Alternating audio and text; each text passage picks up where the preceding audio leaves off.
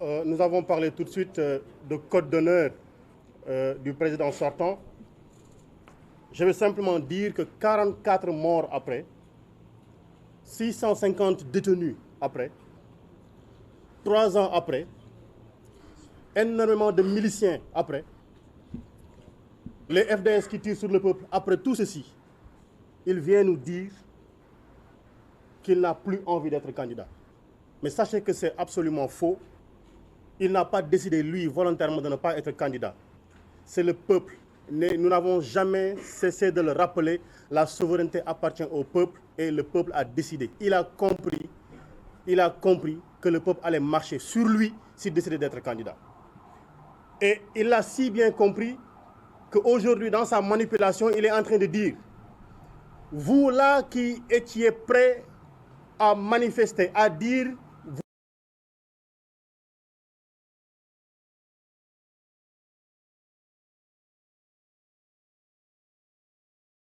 serez dans la rue, vous aviez deux seules choses qui pouvaient vous mobiliser.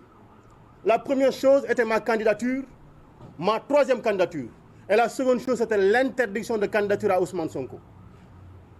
Aujourd'hui, vous tous qui aviez comme dénominateur commun l'opposition à ma candidature, restez chez vous.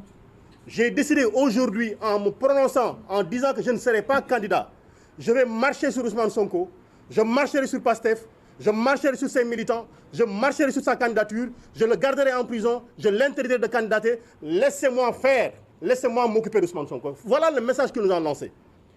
Voilà comment il faudrait décoder le discours de Macky Sall hier. Et comment il est parvenu, on le verra parce qu'il est en train de lancer des menaces derrière, comme d'ailleurs il est coutumier des faits. Donc ce qu'il a dit hier, mais est d'une extraordinaire banalité, parce que je ne suis pas candidat, il savait très bien et pertinemment que la Constitution le lui interdisait. Et je dis, pour ceux qui ont décidé de lui faire confiance, mais gardez-vous de totalement lui faire confiance, parce que comme il a été dit tout à l'heure par Ngagne Demba Touré, il garde sous son coude 3 cartes, 3 coups qu'il peut nous faire au dernier moment. Et j'avertis les prochains candidats de l'APR, évitez de manger chez lui, évitez de boire son eau, il est capable de vous empoisonner et de dire comme nous n'avons plus de candidats, je reviens, et de le faire à la Ouattara. Prenez garde, je parle d'Amadouba, de Aly Ngouille Ndiaye et de tous ceux-là qui ont été cités, faites bien attention. Si vous n'arrivez pas à gainer votre bouche d'invulnérabilité, ne mangez pas chez lui. Mais je dis une chose, il n'est pas candidat et Dakar dort. Comprenez ce que je suis en train de dire. Il n'est pas candidat et Dakar est en train de dormir. Ça veut dire que le fait qu'il ne soit pas candidat n'intéresse aucun de ses souteneurs. Mais qu'ils disent qu'Ousmane Sonko ne sera pas candidat, Dakar ne dormira plus. Qu'ils disent que Ousmane Sonko ne sera pas candidat, le Sénégal ne dormira plus. Et il faudra qu'ils le comprennent. Donc tout ceci n'est en rien une déclinaison du dialogue politique. En rien, il faut qu'on le comprenne. Tout ce qu'il vient de dire n'a rien à voir avec le dialogue politique. Il a compris le message qui lui a été lancé. Et comme nous l'avons dit, sa déclaration tardive a causé beaucoup de morts. Mais l'affaire CPI, on ne va pas lâcher l'affaire. Topoka lay donne. Ils nous ont dit qu'il y avait des forces occultes dans ce pays-ci. La seule force occulte ici, c'est cet homme qui a voulu utiliser des forces de défense et de sécurité, accompagné de milices qui a tiré sur son peuple. Voilà la seule force occulte. Et qui aujourd'hui, parce qu'elle est tellement occulte, elle a envoyé cette force occulte, une ministre des Affaires étrangères, se rendre dans tous les pays du monde, se rendre à l'Union européenne pour nous servir un mensonge éhonté que les gens n'ont pas fait, et ils n'ont pas fait 30 secondes pour la démentir. Force occulte. Il a dit les forces de défense et de sécurité ont tiré. Mais voilà, vous là qui êtes force de défense et de sécurité, on vous a donné la possibilité de tirer, vous avez tiré avec des balles réelles sur le peuple. Et aujourd'hui, on vous jette en pâture, on vous jette en charogne. C'est un avertissement qui vous est lancé. C'est un avertissement qui vous est lancé. Aujourd'hui, moi, Birame Souleye Diop, parlant sur cette table, auguste table, invité de la conférence des leaders, j'ai dit la candidature du président Ousmane Sonko est une demande politique, est une demande du peuple. Elle ne dépendra aucunement d'un complot politique ou un complot judiciaire.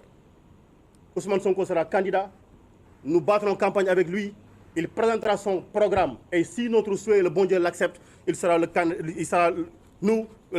président en 2024. Nous l'avons entendu faire ces menaces. Mais nous rappelons simplement que nous n'avons que faire de ces menaces. Nous n'avons que faire de ces menaces. Il n'a que 3 choses. La prison, la mort, la carrière. Il ne peut détruire que cela. Et ceux qui sont morts ne sont pas plus dignes que nous. Ceux qui sont en prison ne sont pas d'une fierté moindre qu'à la nôtre. Et nos carrières, nous n'avons qu'à en faire. Nous sommes des citoyens simples qui voulons lutter pour la démocratie. Et c'est l'occasion pour nous de rappeler que les exigences face à ce qu'il est en train de nous proposer, c'est que nous, on ne dialoguera pas avec un pistolet dans la bouche. Parce qu'avec un pistolet dans la bouche, on ne prononce pas des consonnes. On ne prononce pas des syllabes. On ne peut prononcer que des voyelles. Oui, oui, oui.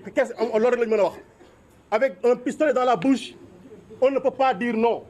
Donc on ne négociera pas avec un pistolet dans la bouche. Et ce qu'on lui dit, une condition, parce que nous ne sommes pas hermétiquement fermés au dialogue. Nous l'avons toujours dit. Et je rappelle encore que Ousmane Sonko avait bien dit en 2021, sorti de la gendarmerie, qu'il ne pouvait pas accepter. Aucun leader de la coalition Yewwi Askan Wi ne pouvait accepter qu'on interdise à Macky Sall de terminer son mandat tranquillement. Accompagnons-le pour qu'il termine tranquillement son mandat. S'il se décide à respecter ceci, le dédommagement des victimes, une enquête indépendante contre les crimes qui ont été commis, la libération de l'intégralité des détenus politiques, l'arrêt de l'instrumentalisation de la justice. Nous avons vu avant-hier le ministre de la Justice commenter une décision de justice alors qu'elle n'est pas terminée. Et aujourd'hui, j'appelle l'Union des magistrats du Sénégal. Elle s'est offusquée par les jours passés, par les mois passés, que des hommes politiques aient commenté des décisions de justice. Il faudrait qu'elle se lève pour nous dire est-ce qu'elle est d'accord que le ministre de la Justice commente une décision de justice. Aujourd'hui donc, nous voulons au-delà de tout ceci, que les barrières qui sont devant chez Ousmane Sonko soient enlevées totalement et intégralement, qu'il puisse marcher tranquillement, vaquer à ses occupations et nous-mêmes aller lui rendre visite tranquillement sans voir des hommes en tenue où c'est écrit police nationale. Des élections transparentes, inclusives et apaisées. C'est notre souhait le plus absolu. Si c'est son souhait, on s'entendra rapidement parce qu'il va arrêter ce qu'il est en train de faire. Si ce n'est pas son souhait, si son souhait reste d'éliminer Ousmane Sonko, il nous aura toujours en face de lui qu'il se prépare à nous mettre tous en prison.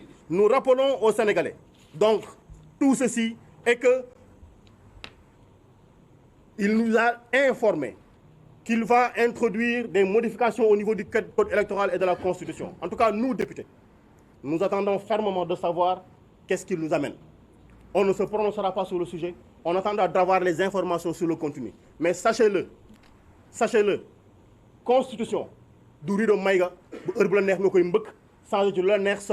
la Constitution, ce n'est pas le rideau d'un bar qu'on heurte à tout moment, qu'on soulève à tout moment et qu'on rabaisse à tout moment. Voilà la conclusion. Merci beaucoup. Merci. Madame Maïmouna Bousso, après Cheikh Tidiane Youm.